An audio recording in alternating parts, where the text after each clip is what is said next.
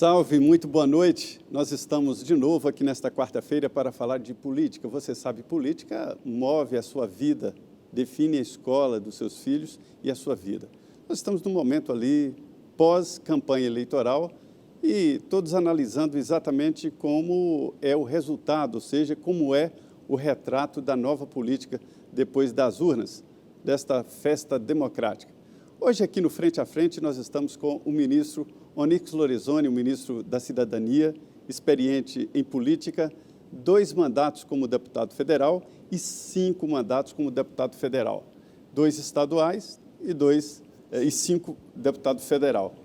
Foi líder do DEM na Câmara dos Deputados. Olha, liderança na Câmara dos Deputados é um teste para gigante, viu? Porque as demandas são muito grandes. E deputado federal muito influente, está licenciado exatamente no Ministério da Cidadania. Ministro, muito boa noite. Obrigado por sua presença aqui nos estúdios da Rede Vida, em Brasília. Zé Maria, muito obrigado pelo convite para estar aqui. Para mim é uma honra, né, voltar a participar do Frente a Frente. E espero que eu consiga aí esclarecer e trazer boas informações para todos que estão nos assistindo. Pois é, e a Denise Rotenburg está fazendo falta, que vai fazer, mas por problemas pessoais ela não pôde comparecer hoje, problema de saúde, e estará aqui certamente no próximo Frente a Frente. Ministro, eu estou entendendo aí os resultados das eleições como um jogo de búzios, onde se joga, cada um olha de um jeito, né? Entende aquilo ali de uma maneira diferente. Como o senhor entende esses resultados das urnas, ministro? Bom, primeiro eu defendo já há muito tempo, né, e desde a época que eu estava na Casa Civil, que eu achava que o presidente não tinha que se envolver com a eleição municipal. Eleição municipal é uma eleição que divide famílias, ela trata do posto de saúde, né, do transporte público, rua, né? Da falta de luz, do buraco na rua, da capina da praça, quer dizer, é algo ali muito do cotidiano das pessoas, né? Tem muita gente fazendo leitura político-ideológica, projetando coisas a partir da eleição desse ano. Ah, fulano foi derrotado, Beltrano foi vencedor. Eu acho que tem que ir com mais um pouquinho de calma nisso. Eu posso dar um exemplo, né? Quando a gente olha a questão, vamos dizer assim, eleitoral de 2020 em relação a 22. E vão voltar para o passado, porque não tem discussão, né, de mérito, né, só o fato. Na eleição de 2016, os partidos que deram sustentação, aquele conjunto grande de partidos, eram 7, 8 partidos, que deram sustentação à candidatura de Geraldo Alckmin, dos 5.507 municípios brasileiros... de horário eleitoral, né? Sim, mas tinham 2.500 prefeitos. Ou seja, quase a metade dos prefeitos brasileiros estava naquele conjunto de partidos que apoiaram a candidatura de Alckmin. Quantos prefeitos tinha o presidente, o então deputado Jair Bolsonaro, nenhum, com quem eu andava ao lado? Pouco. Zero. Não, zero, nenhum. Oficialmente, zero. Mas tinha, né, alguns. Não, ao longo do curso da campanha, algumas pessoas foram nos ajudando, né? Agora, na largada do jogo, era 2.500 contra 0. E a pergunta é, qual foi o resultado da eleição? Então, a eleição presidencial, a eleição de governador, posso usar, por exemplo, meu estado. O PMDB do governador José Ivo Sartori, em 2016, ganhou, acho que 190 cidades, um pouquinho mais do que isso, talvez. Alguns quebradinhos a mais. E depois, na disputa contra o hoje governador Eduardo Leite, o Eduardo Leite não tinha 10 cidades. Agora me ajuda a entender, então, vamos aproximar... É isso que eu quero trazer aqui para a nossa conversa, né? Não guarda muita proporção o que acontece na eleição municipal, o que acontece na eleição de governador e na eleição de presidente. Vamos aproximar o Rio Grande do Sul, Porto Alegre. O que aconteceu lá? O prefeito não foi nem para o segundo turno? Fez um governo muito ruim, é simples assim. Achou que não era prefeito, que era rei, fechou a cidade, arrancou banco de praça, né? Não teve uma atitude respeitosa com a população devolveu, simples. E a Manuela se achava eleita e perdeu? Bom, aí é um erro de perspectiva, né? Lamentavelmente, lá o Ibope cometeu um dos seus maiores erros, né? Foi um dos não foi o único, mas foi um dos maiores. Né? E eu acho que não foi erro, acho que foi proposital. Né? Eu não respeito o Ibope. Né? Mas, ministro, eu compartilho da sua ideia de que o presidente Jair Bolsonaro não foi derrotado porque ele não entrou no jogo. Não entrou no jogo. Então, tem uma coisa, por exemplo, Porto Alegre. Porto Alegre, primeiro turno, botava a Manuela com 40 e o Melo com 20 e poucos. O final da conversa foi 31 para ele e 30 para a Manuela. Foi uma diferença. No sábado, contrariando todas as pesquisas que já tinham circulado, o Ibope deu para ela 51 e deu para ele 49. Né? E foi quase 10 pontos percentuais a diferença na urna. Né? Então, é um erro para além da margem de erro, para além do equívoco da pesquisa. Né? Certo. Então, e na minha concepção, Porto Alegre cansou, né? Ficou 16 anos sobre o jugo petista e a cidade cansou de verdade e nós já vamos para a quarta eleição, né? Onde o PT está fora da disputa. Né? Sobre a eleição, analisando nacionalmente de novo, eu acho que é muito importante uma base eleitoral de prefeitos e vereadores para o Congresso Nacional, né? Perfeito. Eleição de deputados. Perfeito. Mas o presidente da República foge. A estratégia de alguns partidos políticos foi exatamente esse, apostar em vereadores e prefeitos. Aí vamos lá, o seu partido, o DEM, o PP, né, e o PSD apostaram, né, e fizeram política mesmo, de ir atrás de pessoas que tenham chance, né? E foi assim, quer dizer, isso projeta mesmo uma Câmara favorável a esses partidos. Não há nenhuma dúvida sobre isso. Eu digo sempre, a eleição municipal é uma eleição que guarda relação direta com a eleição de deputado estadual e federal. Uhum. É relativa no que diz respeito a senador e ela é bem pouco influente no que diz respeito a governador e presidente. Né? Então, por que ela é tão importante para os partidos? Porque ela prepara aquele conjunto de agentes políticos que vão formar a futura bancada federal na Câmara e a bancada no Senado Federal. Então, por isso que ela tem importância e relevância para os partidos.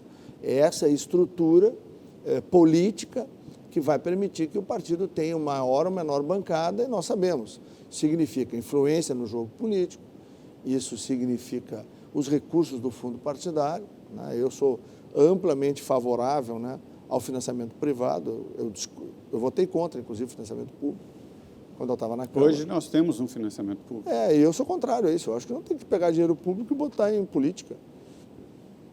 Porque aonde que está o problema? Está na fiscalização? Então, se não é possível que não haja inteligência suficiente para a gente montar um processo de fiscalização, por exemplo, recurso entrando pelo partido político, coloca lá um auditor do Tribunal de Contas, coloca lá um auditor requisitado pelo TSE, se quiser bota lá um Polícia Federal, ou seja, acompanha a entrada do recurso, sai do partido, vai para o candidato, volta para o partido estadual e volta para o nacional, acabou.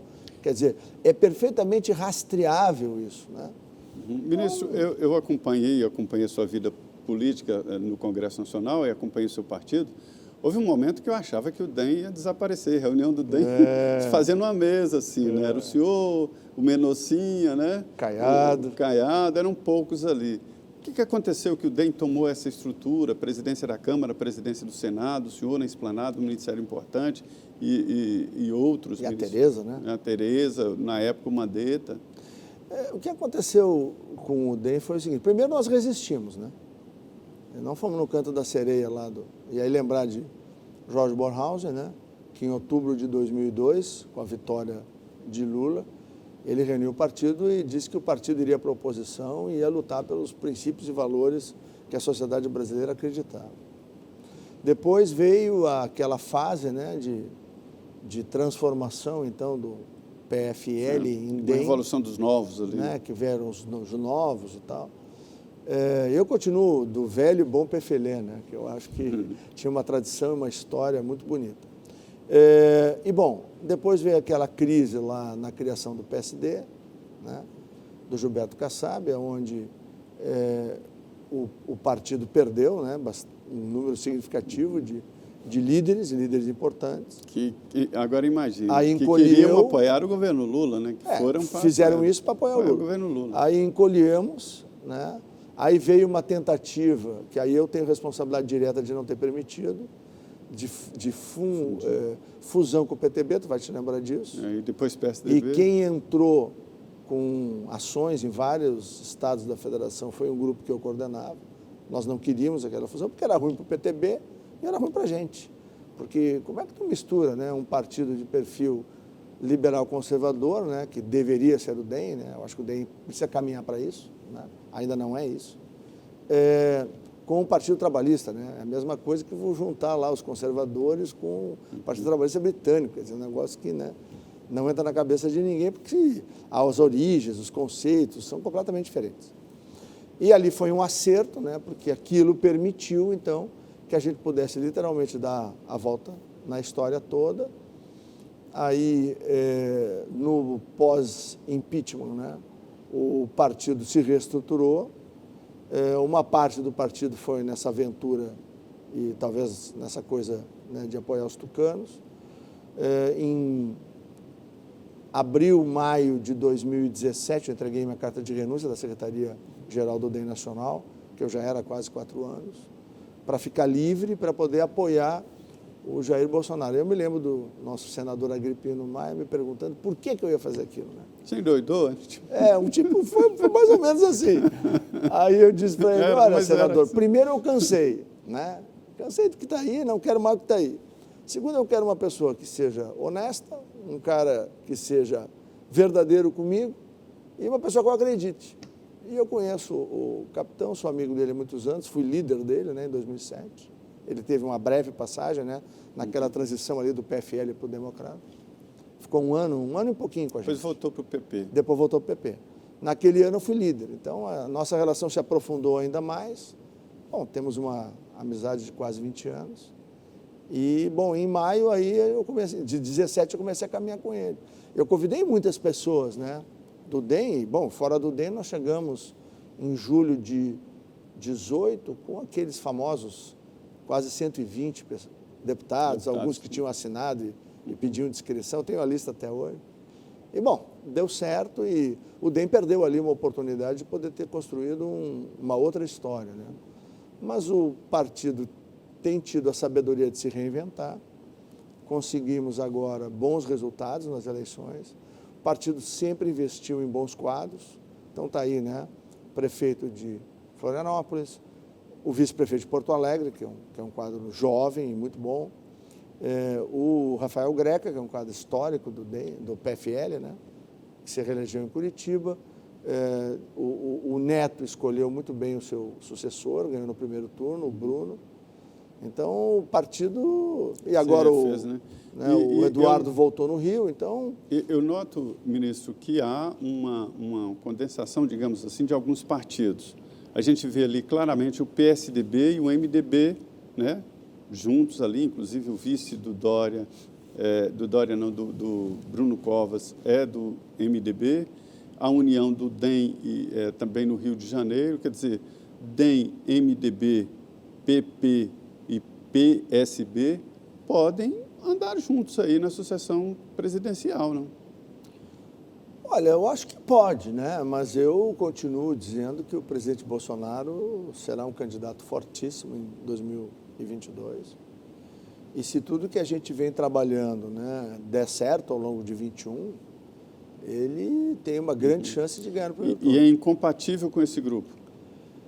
Bom, eu venho conversando com o partido, venho conversando com o presidente ACM Neto, que é um homem equilibrado, que é prudente, né, que sabe o quanto seria importante, né, ter uma aproximação maior com o presidente. Teve um grande desempenho na Bahia, não só a capital, né, Salvador, mas as grandes cidades de Vitória da Conquista, Feira de Santana. O Neto deve ser, provavelmente, candidato a governador da Bahia, né? Então, eu acho que tem muito tempo para conversar, tem muitas coisas para acontecer. Eu acho que o quadro que tem hoje talvez se modifique um pouco para o final de 21 e início de 22. Eu acho que tem que ser mineiro nessa história. Calma e jeito que a gente vai chegar lá. Muito bem, um balanço aqui das eleições municipais. Nós estamos aqui no Frente a Frente com o ministro da Cidadania, Onyx Lorenzoni. Nós vamos agora ao intervalo, 2 minutos, e já estaremos de volta.